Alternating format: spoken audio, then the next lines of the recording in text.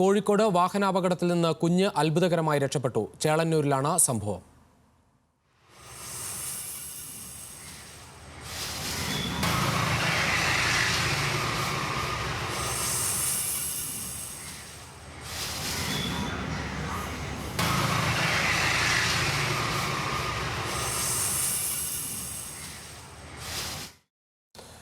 ദിൽഷ ചേരുന്നു കോഴിക്കോട് നിന്ന്. ദിൽഷ, ആ കുഞ്ഞിനെ രക്ഷിക്കാൻ ഒരാൾ ശ്രമിക്കുന്നത് ദൃശ്യങ്ങളിൽ വ്യക്തമാണ്. അത് ബന്ധു തന്നെയാണോ?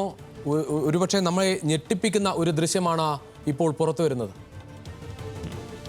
രുചീഷ്, കഴിഞ്ഞ ഞായറാഴ്ചയാണ് ഈ സംഭവം നടന്നത്. നമ്മൾ CCTV ദൃശ്യങ്ങളിൽ കണ്ടതുപോലെ തന്നെ വാഹനാപകടത്തിൽ നിന്നും വളരെ അത്ഭുതകരമായിട്ടാണ് ഈ 3 വയസ്സുകാരൻ രക്ഷപ്പെട്ടിരിക്കുന്നത്. കോഴിക്കോട് ചേളന്നൂരിലാണ് ഈ സംഭവം ഉണ്ടായത്. അമിത വേഗതയിൽ എതിരെ വന്ന ലോറിക്കിടയിൽ നിന്നുമാണ് കുട്ടി രക്ഷപ്പെട്ടത്. പിതാവിനൊപ്പം ഉണ്ടായിരുന്ന കുട്ടി പെട്ടെന്ന് റോഡിലേക്ക് ഓടുകയായിരുന്നു.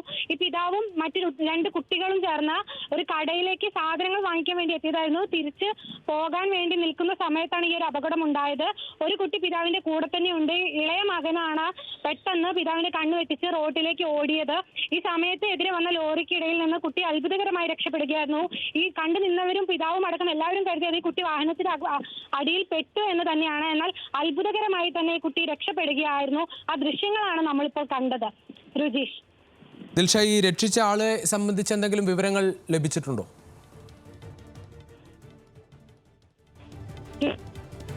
ചേളന്നൂരിൽ നടന്ന സംഭവമാണ്. ഇതിന് മറ്റു വിവരങ്ങളൊന്നും തന്നെ ലഭ്യമല്ല. ഈ വണ്ടിയിൽ നമ്മൾ ദൃശ്യങ്ങളിൽ കാണുന്നത് കുട്ടിയുടെ പിതാവാണ് വണ്ടിയിൽ ഇരിക്കുന്നത്. ആ ആള് കുട്ടി ലോറിക്കടിയിലേക്ക് റോഡിലേക്ക് ഓടുന്നത് കാണുന്നുണ്ട്. പക്ഷേ വണ്ടിയിൽ നിന്ന് ഇറങ്ങുന്നതിന് മുമ്പ് തന്നെ എതിരെ വന്ന ലോറി അമിത വേഗതയിൽ പോവുകയായിരുന്നു.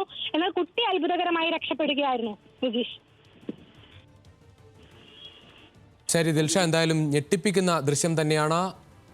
അല്പനിമിഷം ഒന്ന് മാറിയിരുന്നെങ്കിൽ ആ വാഹനത്തിൻ്റെ അടിയിലേക്ക് പോകുമായിരുന്നു. കാരണം ആ പിതാവ് തന്നെ തലയിൽ കൈവച്ച് നിൽക്കുന്ന കാഴ്ച നമുക്ക് കാണാവുന്നതാണ്. കാരണം വാഹനത്തിൻ്റെ തൊട്ടടുത്ത് നിന്നാണ് ആ കുഞ്ഞ് പിന്നീട് റോഡിൻ്റെ സമീപത്തേക്ക് ഓടി വരുന്നത്. ഭാഗ്യം കൊണ്ട് മാത്രം ആ കുഞ്ഞ് രക്ഷപ്പെട്ടു. എന്നാലും പരിക്കൊന്നുമില്ലാതെ തന്നെ ആ കുഞ്ഞ് രക്ഷപ്പെട്ടു. ചേളന്നൂരിൽ കഴിഞ്ഞ ആഴ്ചയാണ് ഈ സംഭവം ഉണ്ടായത്.